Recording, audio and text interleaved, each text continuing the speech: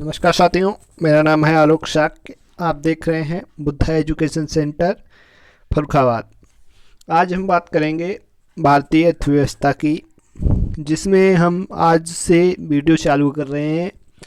और जिन लोगों ने अभी तक हमारा चैनल सब्सक्राइब नहीं किया है वो सब्सक्राइब कर लें, क्योंकि यह जो वीडियो होने वाला है बहुत ही खास होने वाला है और आने वाले वीडियो भी बहुत खास होने वाले हैं। जैसा कि आप देख रहे हैं स्क्रीन पर कि अर्थव्यवस्था की परिभाषा दी हुई है। तो सबसे पहले हम समझेंगे कि अर्थव्यवस्था क्या होती है और इसकी परिभाषा क्या होती है। अर्थव्यवस्था यह सामाजिक विज्ञान की वह शाखा है। इसके अंतर्गत ये देखिए यहाँ पे, इसके अंतर्गत उपभोग, विनिमय, वितरण आदि का अध्ययन किया जाता है। ठीक है, जैसे हमने कोई वस्तु खरीदी या आपने बेची, या हमने बेची या आपने खरीदी, इन बातों का जो अध्ययन किया जाता है वो अर्थशास्त्र कहलाता है।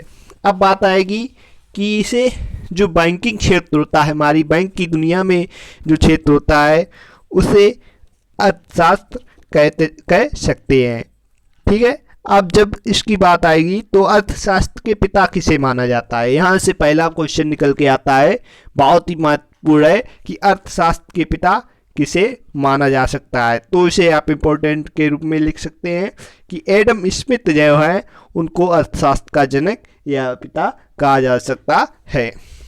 दूसरे शब्दों की बात करें हम तो अर्थशास्त्र एक विज्ञान की वह शाखा है जिसकी धुरी उन धन के चारों ओर घूमती है जिसके माध्यम से विकास एवं कल्याण होता है। यानी कि हम कह सकते हैं कि विकास की वह रास्ता जिस पर हम चारों ओर घूमते हैं और विकास होता है उसे हम अर्थशास्त्र कहते हैं। अब आगे चलते हैं कि विभिन्न विद्वानों ने अर्थशास्त्र की परिभाषा क्या दी हुई है।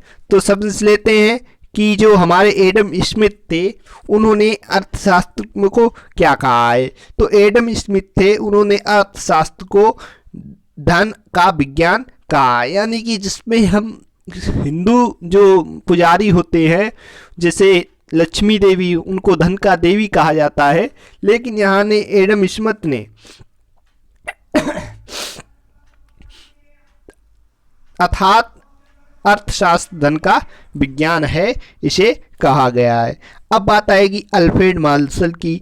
तो अल्फ्रेड मार्शल ने कहा है अर्थशास्त्र धन के विज्ञान के साथ कल्याण का भी विज्ञान है, जिसमें ऐसा विज्ञान जिसमें कल्याण होता है और धन से भी कल्याण होता है अर्थशास्त्र कहलाता है। अब जब बात आएगी कि सैमुअल्सन ने क्या कहा, तो यहाँ पर आपके 3 प्रश्न हो जाते हैं कि अर्थशास्त्र धन का विज्ञान है, ये किसने कहा। अर्थशास्त्र धन के विज्ञान का मार्ग है, ये किसने कहा। सैमुअल्सन ने क्या कहा कि अर्थशास्त्र विकास का विज्ञान है। ठीक है, अब चलते हैं हमारी आगे बढ़ते हैं।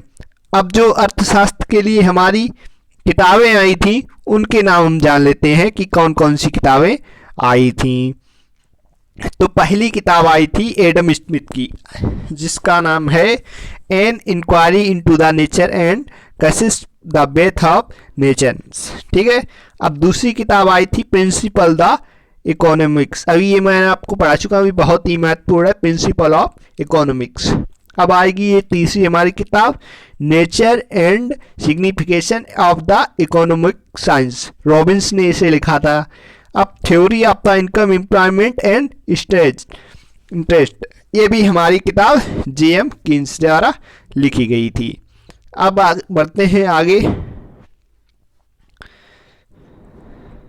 अर्थशास्त्र को कितने भागों में बांटा गया, तो हम जानेंगे कि अर्थशास्त्र को 2 भागों में बांटा गया है। व्यष्टि अर्थशास्त्र यानी कि माइक्रो इकोनॉमी, और समष्टि अर्थशास्त्र यानी कि मैक्रो इकोनॉमी। ठीक है, अब जब जान लेंगे कि इसके स्रोत कहाँ से हैं, अर्थशास्त्र के स्रोत कहाँ से हैं, तो जानेंगे कि व्यष्टि अर्थशास्त्र की प्रेरणा स्रोत एडम स्मिथ थे। यानी कि इसके व्यष्टि है, इसके अर्थशास्त्र के जो वो थे प्रेरणा स्रोत वो एडम स्मिथ थे। इसके अंतर्गत अर्थव्यवस्था एक ऐसी इकाई है अर्थव्यवस्था एक ऐसी इकाई है, छोटे छोटे पहलुओं व्यक्तिगत इकाइयों का अध्ययन किया जाता है। यानी कि अर्थव्यवस्था उन छोटे छोटे भाग के रूप में अध्ययन किया जाता है। एक उपभोक्ता, एक बाजार, एक कंपनी आदि इसके अंतर्गत आते हैं। इसके अंतर्गत अनुकूलता, आवंटन, आर्थिक क्रियाओं की मजबूती भी आती है।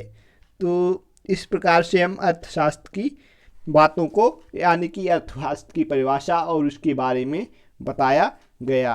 तो मिलते हैं नेक्स्ट वीडियो में, तब तक के लिए जय हिंद, जय भारत।